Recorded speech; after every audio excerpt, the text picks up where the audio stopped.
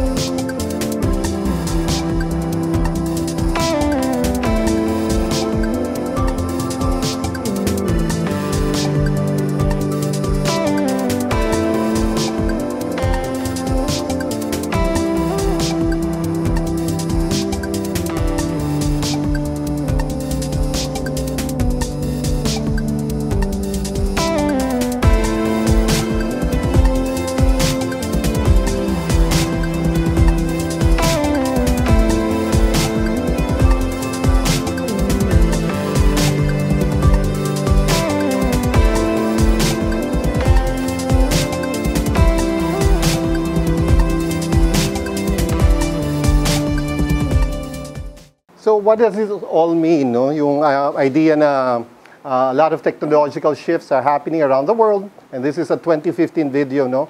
Rapid technological shifts are happening, and there's a kind of horizontal integration happening around the world, which means that across various nations, whether you're a developing country or a developed country, these kinds of technological innovations are going to take effect, no? But of course, in certain kinds of gradated scales. So who needs to catch up and then? Ibig sabihin, sino kailangan humahabol? Kung nasa, di ba, tayong one of the slowest internet speeds Southeast Asia, samantalang ang Korea ay probably 10 times the speed of ng internet natin. So which means that magkakaroon pa rin ng global divide in terms of the digital hierarchies, no? Kung ikaw ay mas acculturated as a digital native sa ibang bansa, dahil appropriate yung speed ng internet mo to allow you access at a faster pace na hindi alatsamba na mag-download ng mga files at mag-upload ng mga files, then mas assured ka na makakasabay ka sa technological development na to. Pero kung ang bansa natin, katulad natin, yung internet speed sa atin, ibig sabihin, parati tayo magiging laggard or kulelat sa ganito. So parating may digital divide pa rin, a global division of technological habits and have-nots, no, na klase. So bagamat ganito yung shift na nangyari sa horizontal, meron naman siyang shift din na nangyayari vertically, which means tumatagos sa pagkatao natin. Ito hindi even yung pagkatagos, pero for most part ay pagkatagos. At dito nanggagaling din yung certain kind of fascination natin with the internet and yung social media through a particular kind of gadget that allows us to have access to as many applications and as many platforms possible, no? Naalala niyo ba kung ano to? It's a turntable para sa vinyl records, plaka, no? At kung apat ang speakers mo ay ang tawag dito quadraphonic stereo. So kasi laki siya ng mesang ganito, which means kung nasa sala siya, hindi mo siya gagalawin. At syempre, isang plaka lang at a time ang kayang tugtugin ito. At for most part, middle class status ito kasi ay pwede mong ilakasan para malaman ng buong community na meron kayong ganitong alta na gadget sa bahay nyo. Tapos ang pumalit dito ay stereo, parang component type, no? Kapag noong mga 1980s na uso ito kasi may mga marami na nag-migrate for work, contractual work sa Middle East at sa Japan or sa Asia, at ito yung pasalubong nila sa kanilang pamilya. Ang player naman nito, ang pinapatugtog naman niya ay hindi pa. Cassette tape pa lang, no? Na klase. So, ibig sabihin nito ay mas medyo pwede mo na siyang hiramin mula sa kwarto ng magulang mo, dali mo sa kwarto nyo, or kapag may party sa beach, pwede nyo lagyan ng baterya at dali na. Nagiging mas portable na itong stereo na ito na component, no? Tapos ang pumalit sa kanya ay Walkman. So from ang kaibahan niya ay dahil sa klase ng kanyang earphones ay hindi siya meant to be shared. Kasi hindi siya katulad ng earphones yung ngayon na pwedeng tigisa kayong tenga. Ito talaga ay matigas yung kuwan at hindi niyo pwedeng baliktarin yung ear set na yon, no?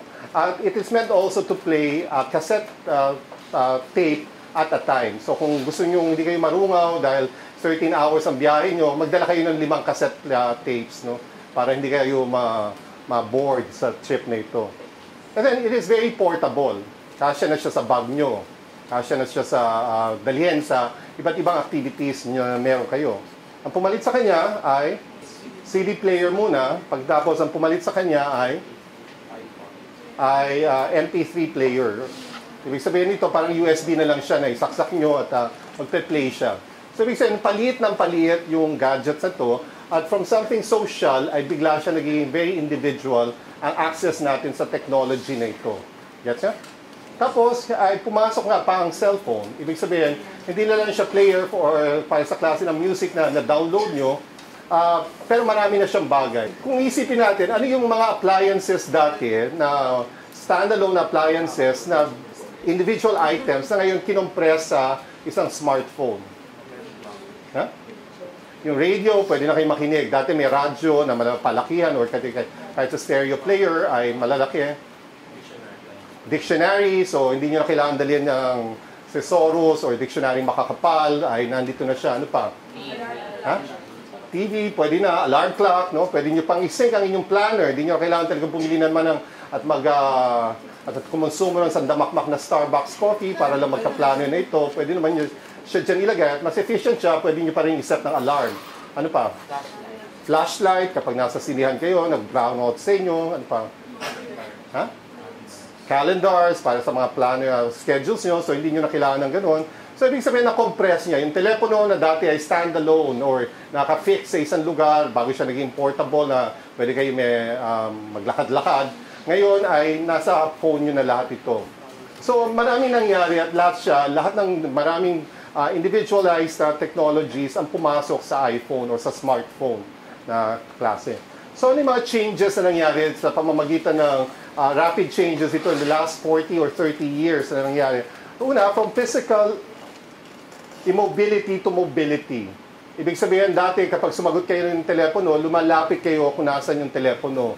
Or yung fax machine, papasok nyo yung para i-fax nyo sa ibang lugar. Or yung alarm nyo ay kailangan sa tabi ng kama nyo para magising kayo na klase. Or yung flashlight, kailangan alam nyo para kapag nag-brown out sa lugar nyo, ay kailangan alam nyo kung saan tatakbuhin. So, naging very mobile ang lahat ng technologies na ito. Ito yung parang klase ng immobility kahit na may mobility. Ibig sabihin ay literally, physically, ay nandun lang kayo sa kama nyo.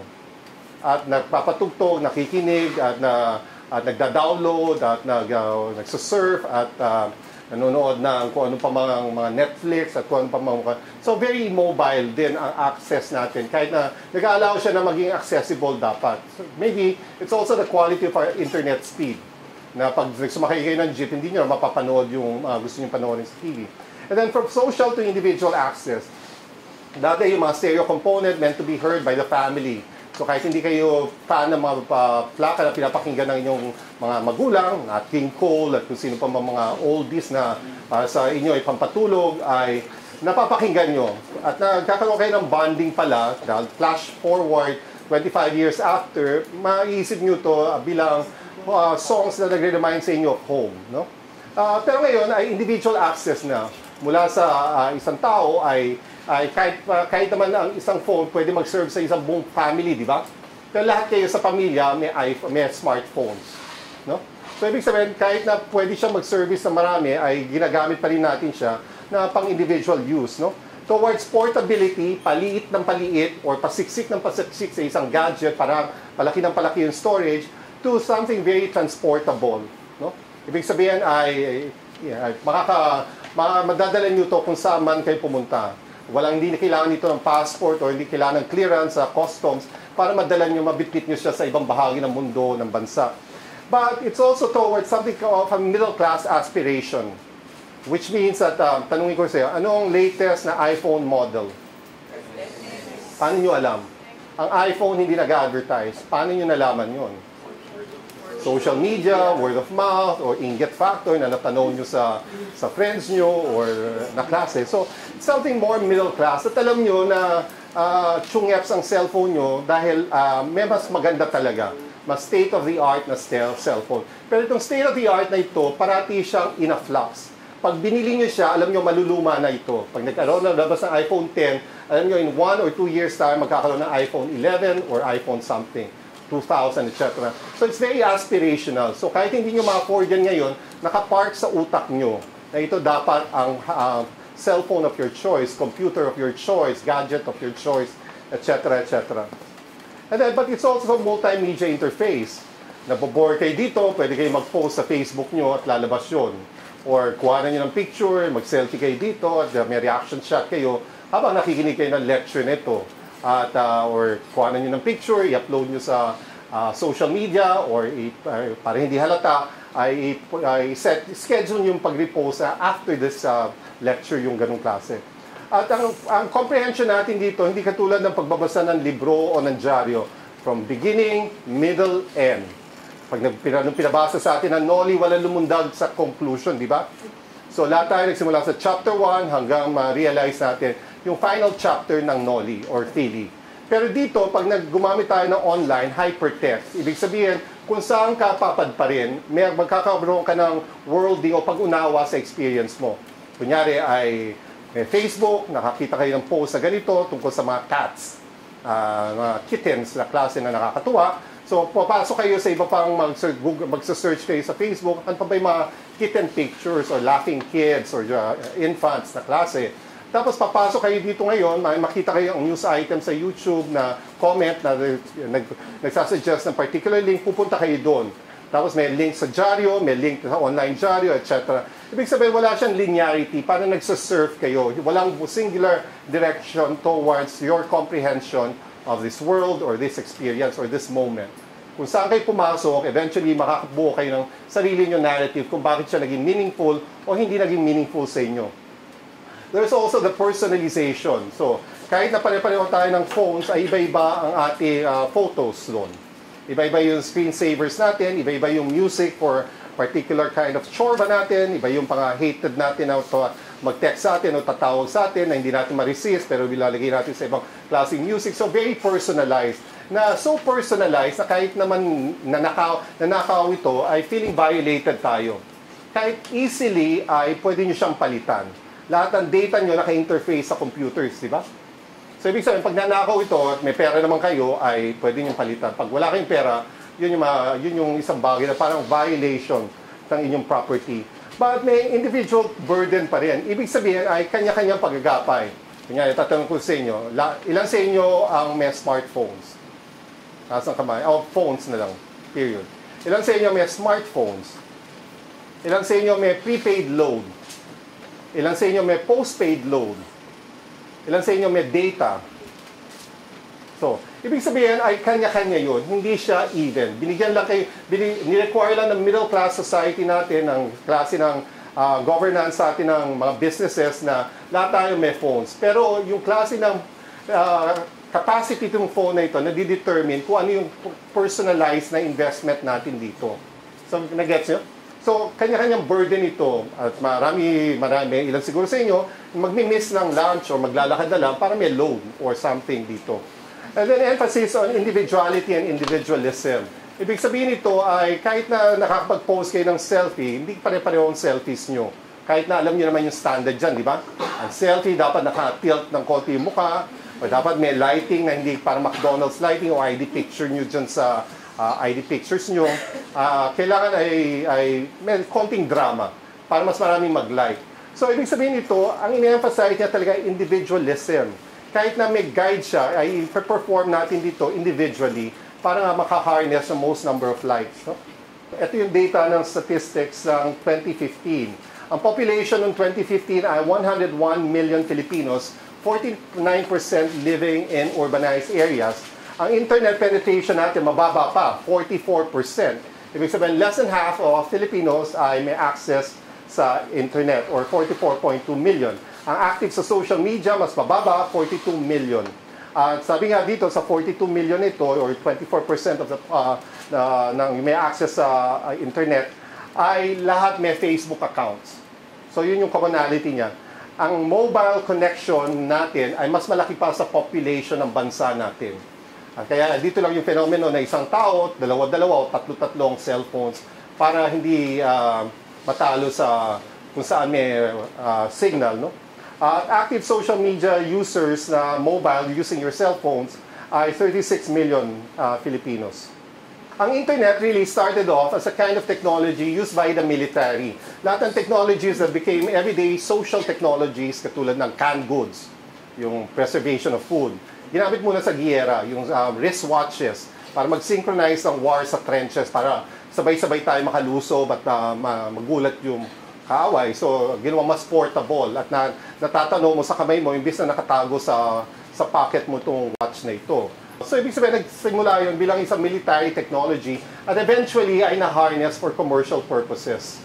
So, una-muna, nagkaroon pa ng paniniwala yung academic educational sector na pwede nilang magkaroon ng domain na kung saan autonomous ito, na kung saan free from commerce itong internet na ito. Pero eventually, ay na-take on ito, kaya yung Facebook na nagsimula bilang social networking site ay walang choice kundi mag-succumb sa pressure na mag-advertise para magkaroon ng return. Ang ginawa din ng internet ay na-digitize lahat ng information. Ibig sabihin nito ay hindi nyo kailangan pumunta physically sa library. Kung ang books na ito ay may PDF copy, yun na lang ang babasahin natin. Dahil meron nagtyaga na i-xerox siya or gumawa ng scan siya at gumawa ng PDF. At kapag pinidf mo siya, ibig sabihin na di-digitize siya, nagkakaroon ng binary network or system na kung saan ay pwede mo siyang ipasa sa iba't ibang media platforms katulad ng internet. No? Ibig sabihin nito, mas kinetic yung movement ng information. So ngayon, kunyari sa research, sa graduate schools, ang nire-require na namin information o source of journal ay 2015 upwards. So anything below 2015 pababa ay old data na yan. So kailangan makapag-produce ka ng new data na sa pamamagitan ng internet research na nagpapahiwatig ng newer kinds of research interest or perspective in research. So, ibig sabihin nito ay nag-cater talaga ito sa generation ng millennials. Ang millennials, pinanganak doon noong 1980s hanggang 1990s. So, parang hindi pa kayo yun, di ba? Na sa panahon na ito, at least sa West, first world countries, ay may access na sila sa internet. Noong 2000, 2% pa lang ang internet penetration sa bansa natin. Kaya huwag kayong magpanggap na millennials kayo dahil hindi pa kayo millennials. Hindi pa, baka kayo Generation Z dahil millennials ay Generation Y. Ibig sabihin nito, galing sila sa highly successful na baby boomers na kung saan spend dahil galing sila sa experience sa war. So, na-produce itong generation ay mga slackers. Happy na lang na mag-Facebook at mag-internet sa panahon na to at naklase ng buhay. Pero ang mag-produce ng Generation Z ay mas slackers pa. Happy kayo tumuhin, di ba? Sa shift happens ay ang daming jobs. Bago kayo mag-reach ng age 25, nakalipat na kayo sa around 30 jobs. Short-term na employment kasi nga hindi kayo masatisfied dun sa jobs na yun. Or happy na lang kayo na may data access kayo kahit na dead-end job, call center job ang mapasok nyo kung sakaling papasok kayo. Yung social networks naman, hindi naman mag-work yung internet kung research lang siya, kung emailing lang siya ang purpose niyan. Kaya ang interest natin sa internet at ay sa pamamagitan ng social media, yun yung devotion natin. Kung bakit tayo nagsuspend ng 4 hours a day dito sa platforms na ito. So, ibig sabihin ito, yun yung ina-allow sa atin. No? Na kahit naman na hindi nyo siya kailangan regularly check, kung may Wi-Fi access naman, wala tayong tendency kundi mag-check regularly. Parang yun yung devotional deed natin every time na may internet access. So much so, na kahit nagre-reunion tayo with our high school friends, ay wala tayong ginagawa kundi mag-check pa rin ng Facebook natin for most part. Pang hindi natin alam, at kahit alam natin, ay ito'y multi-billion dollar kinds of industries or business enterprise. Ibig sabihin nito, yung social platforms na to, dahil 1.3 billion in 2015 people nasa Facebook, ibig sabihin may possibility siya na kapag-harness nga ng business, advertising, or other kinds of related interests like data na ima-mine dito. No? So, social platform siya, pinili mo kung sino pwede mo maging friends, pinili mo kung sino i-block mo at i-unfriend mo at anytime. Pero may individuation of platforms. Ibig sabihin, kahit pareho-pareho kaya kailangan natin sagutan para makapagbukas ng account, iba-iba yung itsura ng walls natin. Iba-iba yung klase ng relations natin or yung performance of the self batay sa wall na ginawa natin. Kinonstruct natin para sa sarili natin. So, pero hindi natin alam, tayo content provider lang sa social media platforms na ito. Mas active kayo, mas kayang i-mine yung data nyo. May i-like lang kayo, ay lalabas na yon na as a kind of, i-recommenda na yung mga friends na pwede nyo pang magustuhan dahil sa pagka-like sa ganitong klaseng quote, or yung mga pages na pwede nyo i-like dahil ni-like nyo ang ganitong klaseng page.